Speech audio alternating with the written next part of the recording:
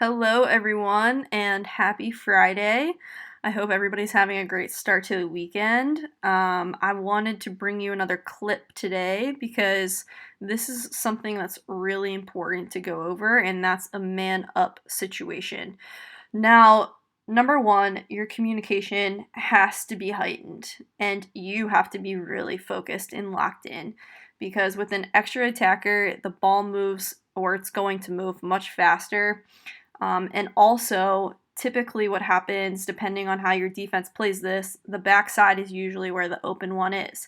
And when the ball starts up top, like it will in this situation, the backside is going to be near the crease. So what that does is create opportunities for you as a goalie to come out and become an extra defender. Now, you might not even necessarily have to come all the way out of your crease, but you can sometimes just throw a stick out and that will deter the attack from passing that person in the middle or near the crease, the ball. And actually, the Boston College goalie does it here.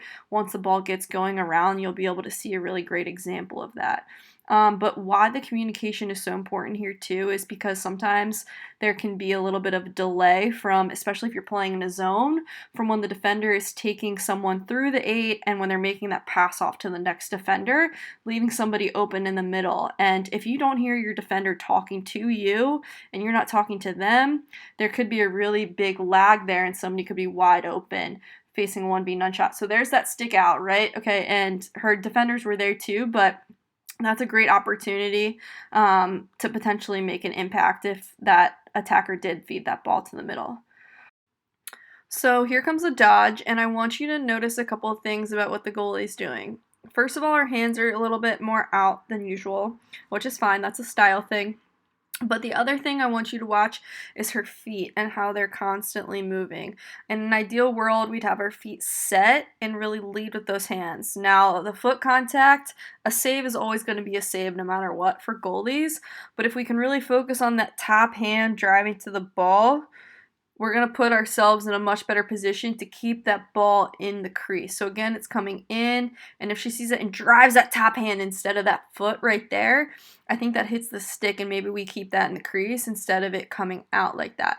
Now again, a save's a save, and as is per usual, every goalie has their different style and what works for them.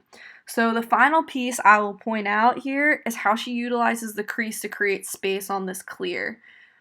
Always use the max amount of time you possibly can to generate the most space. So when she's running out of time, she runs away from the attacker to create space so that she has the most room to get that clear off. Now, remember, don't slow your feet on the release. You want to run through that pass so that defender has no chance of making that interception.